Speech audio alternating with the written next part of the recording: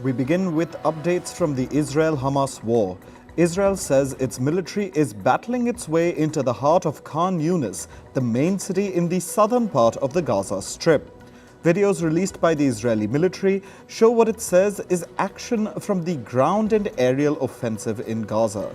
The air rumbled with constant explosions and thick plumes of white smoke rose over Khan Yunis. The city shelters hundreds of thousands of civilians who fled from the north of Gaza.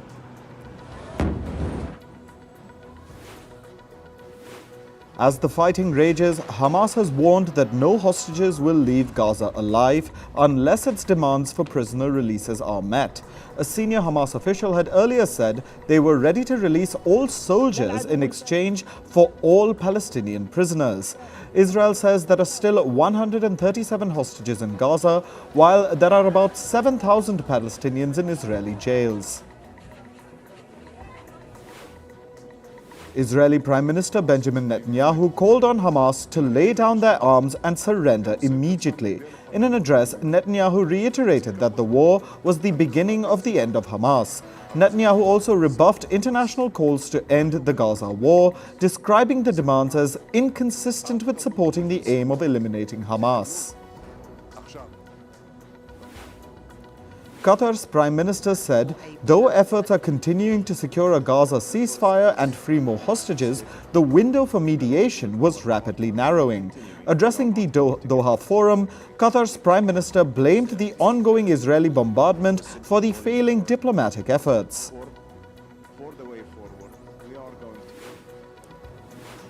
European Union foreign ministers are considering the possible next steps in response to the Israel-Hamas war.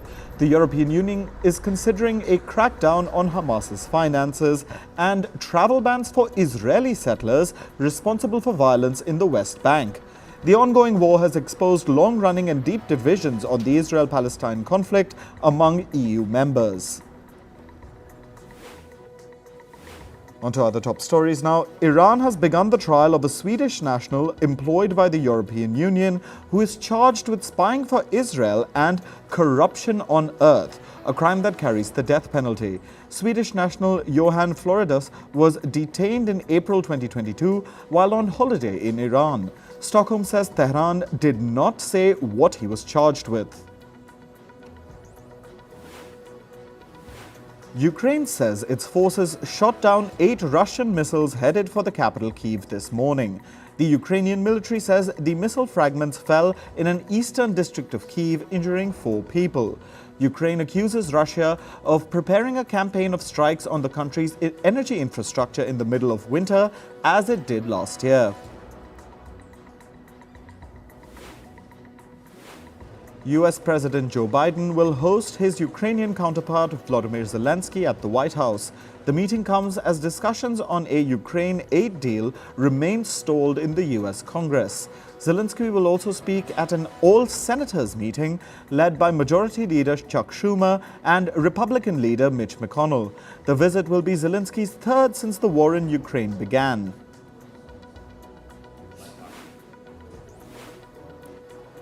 The United States called out China for interfering in the Philippines' maritime operations.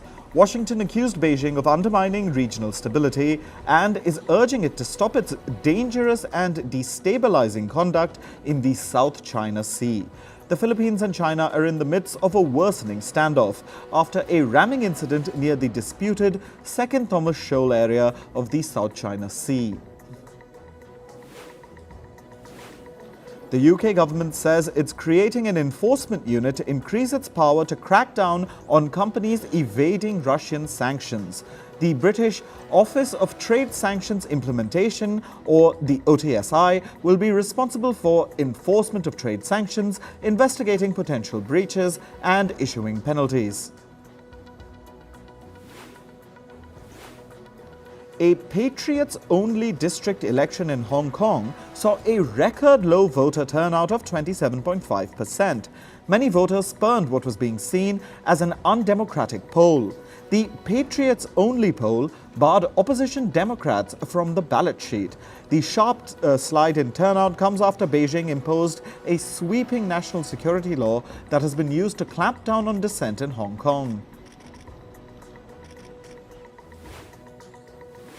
Dilapidated boats carrying an estimated 400 ethnic Rohingya arrived in Indonesia's Aceh province.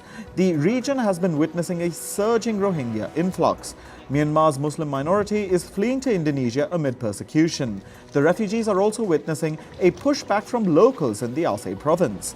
Indonesia's president said he suspects human trafficking is behind the recent escalation in boat arrivals. Australia says it'll tighten visa rules for international students and low-skilled workers, and that could halve its migrant intake over the next 2 years. The Albanese government is looking to overhaul what it says was a broken migration system. Under new policies, international students would need to secure higher ratings in English tests, and there would be more scrutiny on a student's second visa application that could prolong their stay. Argentine libertarian economist Javier Milei was sworn in as president as the South American nation seeks a radical fix for the worst economic crisis in decades and inflation that is rapidly heading towards 200%. Milei said the road to rebuild the country has begun and that his predecessors had left Argentina without funds and on a path to hyperinflation. In climate news, the COP28 President Sultan Al Jaber urges countries to be flexible and embrace compromise for a climate change deal. While addressing journalists, he emphasized on the need for discussions on the future of fossil fuels. Al Jaber discouraged prepared statements and prescribed positions pushing for solutions.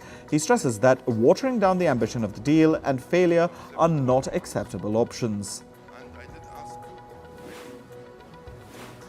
Island nations at the COP28 Climate Summit are demanding a stronger commitment to fossil fuel phase-out and renewable energy.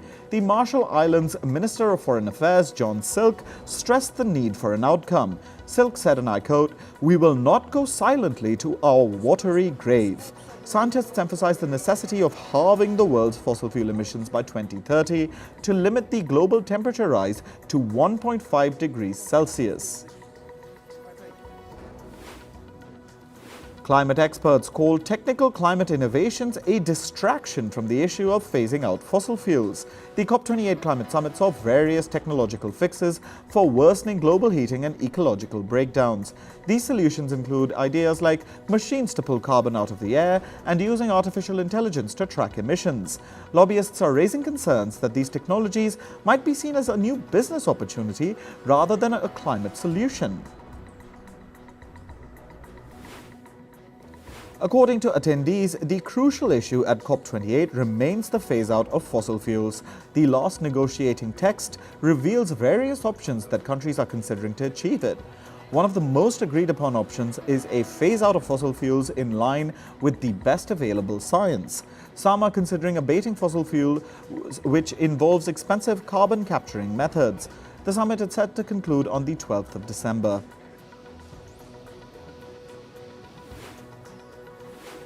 A group of Italian environmentalists dyed Italy's Venice Grand Canal green.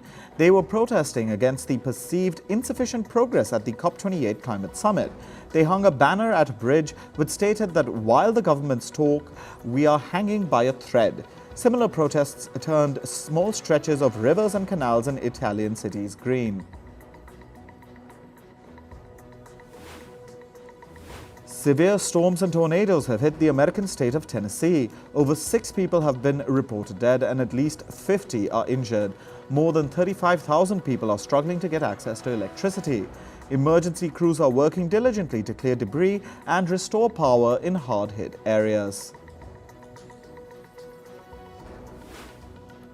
In business news, according to reports, an investor group consisting of Ark House Management and Brigade Capital has made a $5.8 billion offer to take department store chain Macy's. Ark House Management, a real estate-focused investment firm, and Brigade Capital Management submitted a proposal to acquire Macy's stock they don't already own for $21 a share. The group already has a big stake in Macy's. Boeing is expected to name company veteran Stephanie Pope as its Chief Operating Officer, setting her up as the likely successor to Chief Executive David Calhoun. Pope, who currently heads Boeing Global Services, is likely to remain in the top job at least one more year. Automotive supplier Bosch says it needs to cut up to 1,500 jobs at two of its German sites by 2025 to adapt staffing levels to changing demand and technologies in the auto sector. Bosch said it was trying to achieve this via moving staff to other departments, early retirement or voluntary redundancy agreements. The group is in talks with the Works Council over specifics. French artificial intelligence startup Mistral AI announced it had raised $414 million, becoming one of Europe's two AI leaders. Founded in May by industry heavyweights, Mistral had already raised €105 million in June. Among European AI firms, only Germany's Aleph Alpha has brought in as much funding. China's consumer prices fell the fastest in 3 years in November, while factory gate deflation deepened further. This indicates a rising deflationary pressure as weak domestic demand casts doubt over China's economic recovery. The consumer price index dropped 0.5% from a year earlier compared with October. TikTok announced a $1.5 billion investment in GoTo, in a deal that would allow the Chinese-owned short video app to restart its online shop in Indonesia. In September, Indonesia banned sales on social media to protect small businesses that were losing out to e-commerce giants. This also forced TikTok to close its online shopping business in October. It is now set to resume business in Indonesia, one of TikTok's largest e-commerce markets. NVIDIA is looking to establish a base in Vietnam to develop the country's semiconductor industry. In his first visit to the Southeast Asian country, NVIDIA CEO Jensen Huang said the company viewed Vietnam as its home and affirmed its plans to set up a center in the country. Electric vehicle battery startup Our Next Energy or One said that Paul Humphreys will be its new CEO effective immediately. Humphreys replaces Mujib Ijaz, who held the post since he founded the company. Ijaz will serve as vice chairman of the board and take on the role of chief tech officer. The Michigan-based company cut around 25% of its workforce last month, citing market conditions. Elon Musk has restored the X account of conspiracy theorist Alex Jones. This was after a poll on the social media platform formerly known as Twitter that came out in favor of InfoWars host Alex Jones, who repeatedly called the 2012 Sandy Hook school shooting a hoax. Musk's move poses a new uncertainty for advertisers who have abandoned X over concerns of hate speech. Fresh reports have surfaced that allege manipulative and double-crossing behavior by Sam Altman as reasons for his abrupt removal from the OpenAI board 2 weeks ago. Though Altman returned as CEO soon after his ouster, circumstances leading to the dramatic events remain shrouded in mystery. Sources say Altman even lied to the board and attempted to get a board member ousted. In sports news, we begin with cricket. India beat England by 5 wickets in the third Women's T20 International. 3-wicket hauls from Saika Ishaq and Shriyanka Patil, followed by a good knock from Smriti Mandhana, led India to a win. However, England clinched the series 2-1. Pakistan beat India by 8 wickets in the Under-19 Asia Cup clash in Dubai.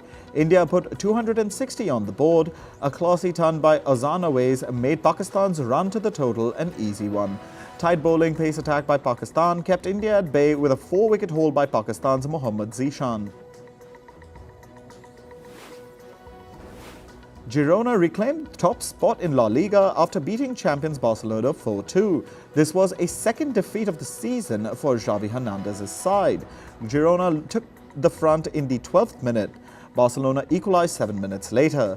Guterres restored Girona's lead before half-time, and Fernandez made it 3-1 in the 80th minute. Barcelona pulled another goal, but Girona scored their 4th in stoppage time. At the Premier League, Tottenham won for the first time in 6 matches as the Spurs routed Newcastle 4-1 with a double from Richarlison. Udogie and Son Heung-min also scored for the side that had been squandering for momentum since topping the Premier League after beating Crystal Palace on October 27th. Tottenham had lost 4 of their next 5 games and had a blistering start to the season. Manchester City is back on track, ending their 4-game winless run. The Premier League champions survived a scare from Luton and won 2-1 on Sunday. Grealish bagged the winner, giving his team a much-needed win. Adebayo scored the first goal in the first half. Erling Haaland was absent due to injury. Everton bag a 3rd consecutive league victory, with second-half goals earning a 2-0 victory over Chelsea at Goodison Park. The win was the second home victory for Everton in just 4 days. Things went from bad to worse for Pochettino and Chelsea, as the visiting side were unable to come up with a suitable response. Manchester United's future in the Champions League season hangs by a thread ahead of Bayern Munich's visit to Old Trafford. An early exit in Europe puts more scrutiny on manager Erik ten Hag. United's troubled campaign reached a new low after the latest 3-0 defeat at home to Bournemouth.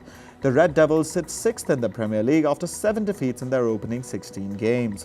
While there may be time to recover a place in the top 4 domestically, their need in the Champions League is urgent. The Los Angeles Lakers beat Indiana Pacers 123-109 in the in-season tournament championship game of the NBA Cup. Anthony Davis recorded 41 points, 20 rebounds and 5 assists. Austin Reeves scored 28 points off the bench, and LeBron James added 24 points and 11 rebounds for the Lakers. James was named the in-season tournament MVP. After 12 hours of back-and-forth battles, Mercedes-AMG Gruppen Racing came out on top in the Gulf 12 hours at Abu Dhabi's Yas Marina circuit. The 99 Mercedes-AMG GT3 car started in pole position and was driven to victory by Mauro Engel, Luca Stolz and Michael Grenier. It was the 3rd time a Mercedes crossed first in 13 editions of the event. Irishman Daniel Whiffen won his 3rd gold medal at the European Short Course Swimming Championships, breaking the world record in the 800-metre freestyle, which had stood for 15 years. Whiffen eclipsed Australian Grant Hackett's mark set in 2008 by almost 3 seconds. Moving to entertainment news, South Korean boy band BTS have become the most viewed male act on TikTok for 2023. The South Korean powerhouse maintains its global influence even during a temporary group hiatus due to military enlistments. Along with BTS, the South Korean girl band Blackpink is also among the global favorites. The list also has names like Mexico's Kim Loaiza and Selena Gomez. Singer Ariana Grande has officially signed a new management consulting firm, Good World Management. This move follows her departure from longtime manager Scooter Braun 4 months ago. Grande's new firm has been associated with artists like Demi Lovato, Bruno Mars and Lizzo.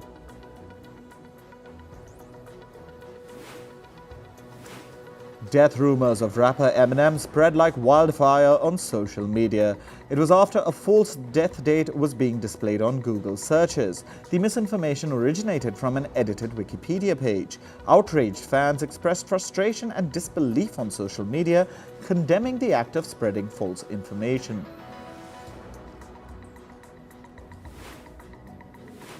Singer Selena Gomez has admitted to having had a cosmetic procedure. She clapped back at a troll saying that her cheek implants are messing with her brain. She addressed the comment on Instagram with a witty response by writing that she has gotten a Botox treatment.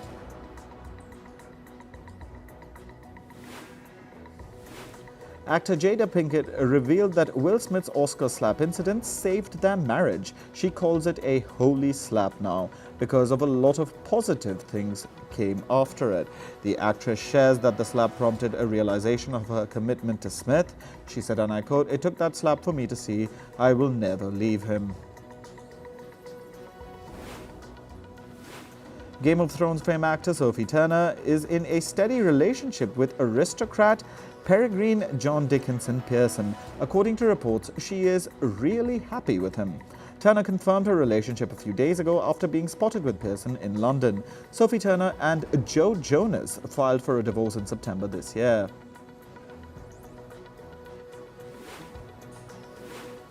Actor Mark Ruffalo admits in an interview that he found the script of Poor Things daunting. The actor wasn't sure if he could pull off the physical comedy required for his character. He says that his co-actor Willem Dafoe helped him find his footing. Ruffalo admits to being initially apprehensive about the role, but ultimately found his rhythm during rehearsals. Poor Things is a 2023 black comedy fantasy film. Actor Julia Stiles revisited an iconic scene from the American teen romantic film 10 Things I Hate About You. She recreated the scene at a book festival in New York City. The actor who portrayed Kat Stratford in the 1999 film emotionally recited the love poem written for Heath Ledger's character. The performance paid tribute to Ledger, who passed away in 2008 at the age of 28. Singer Bryan Adams, in an interview, reflected on his deep friendship with the late Princess Diana. He revealed that their unexpected bond formed after Adams released the song Diana, linked to the princess's marriage in 1981.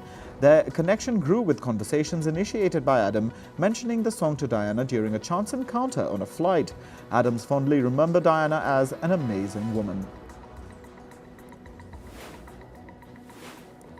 Floral tributes adorned the Hollywood Walk of Fame star of actor Ryan O'Neal following his death's announcement on 8th December. His son took to Instagram to post an emotional tribute for his father. O'Neal's legacy includes successes like Oscar-nominated roles in Love Story, What's Up Doc, and Paper Moon.